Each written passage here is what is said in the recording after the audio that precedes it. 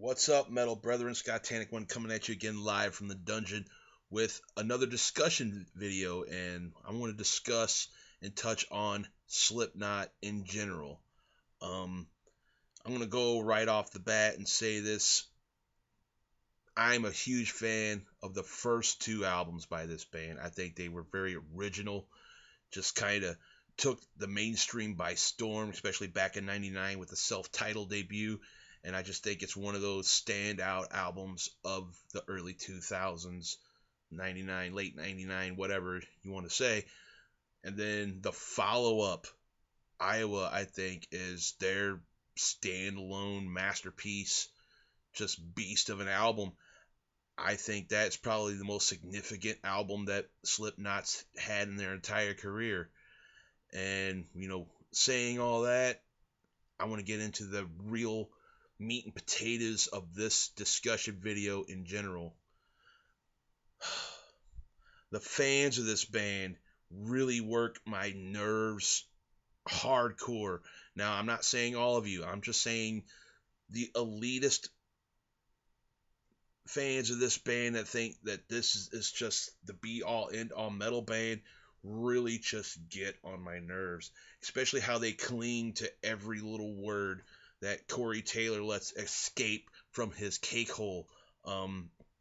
Me personally, I have a lot of issue with a lot of things that this cat has to say.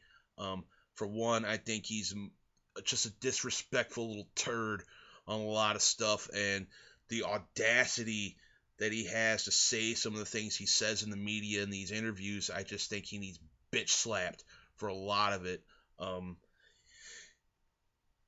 The maggot nation, or whatever you guys want to call yourselves, you little insignificant insects that just want to just bash everything and just like cling to Corey douchebags every word, just really work my nerves.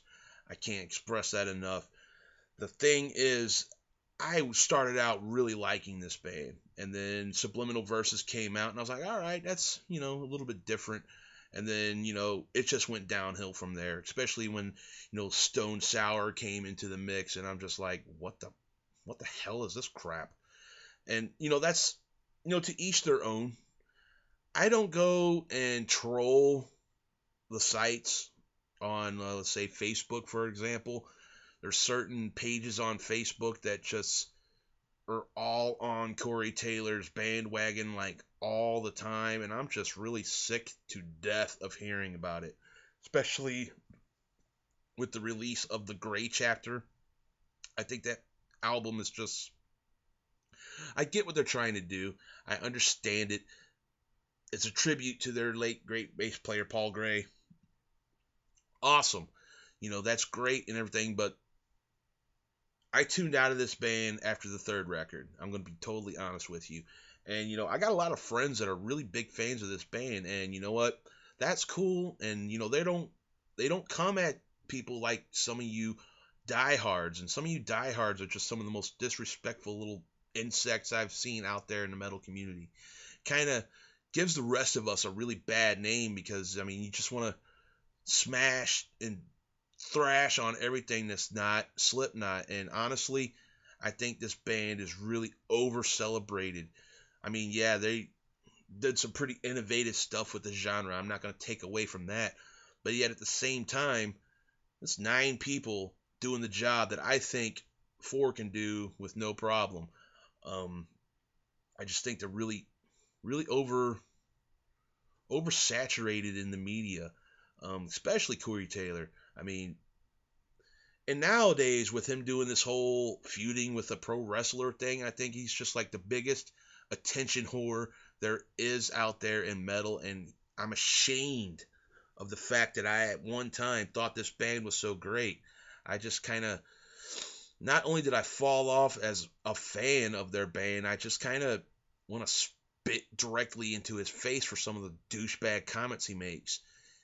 Slipknot is not the greatest band out there by far. I think they are a middle of the road band, and that's being generous.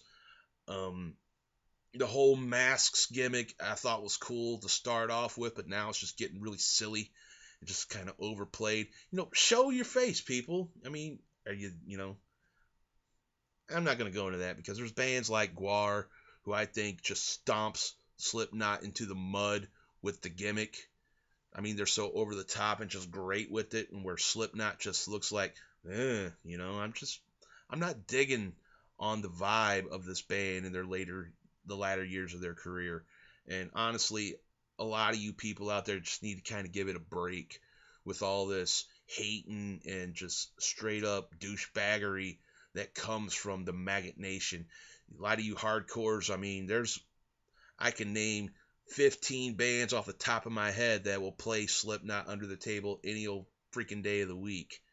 Um, I've had the privilege to see them live in their infancy. Back in '99, they did a little club tour with Megadeth, opening for Megadeth. And the first time I saw Slipknot, I was like, wow, this is pretty cool. It was like 9 people in this band? Holy hell.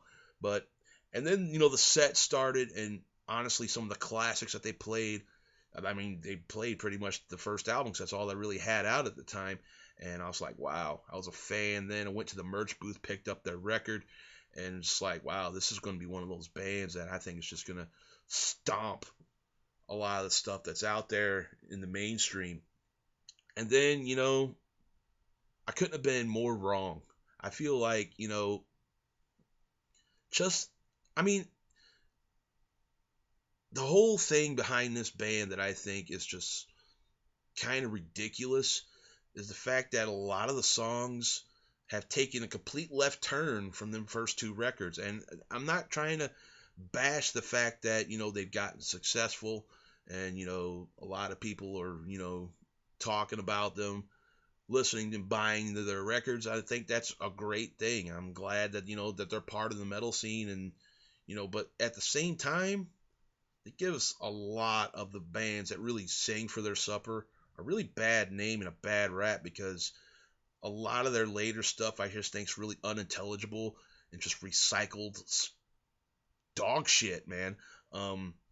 Especially when they brought the Stone Sour element into the mix. I think Stone Sour has kind of oozed its way into Slipknot and it's become ingrained into what Slipknot is nowadays. And I can't get behind that. And the main focal point of why I have such a distaste for this band is their frontman in general. I think Corey Taylor he's very overpraised. I think his vocal approach is mediocre to say the best. I think his presentation, the way he represents himself in the media, is laughable. I mean, I see Facebook memes all the time with what does Corey Taylor have to say? You know what? I could give a rat's ass what Corey Taylor has to say because he runs his mouth so much. It's like, who cares what you have to say anymore, dude? You're just, a little rock star. Got your little prima donna image going on. Prima donna image going on. Sorry.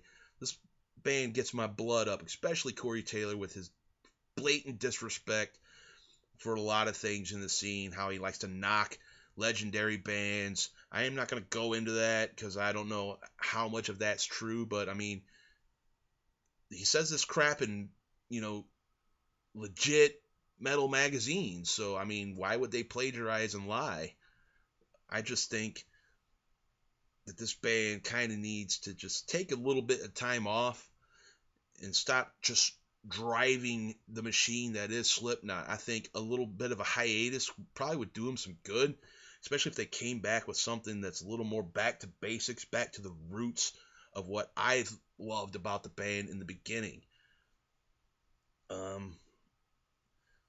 Like I said, the hardcores, man, you hardcore maggots out there, you guys really need just to shut your mouth. For one, you look ridiculous with some of the stuff that's coming out of your holes, man. It's just blatant disrespect, blatant disregard for everything else, and it makes me ashamed to call myself a metalhead. I mean, I don't know. I'm probably going to receive a little bit of hate mail on this one too, but you know what?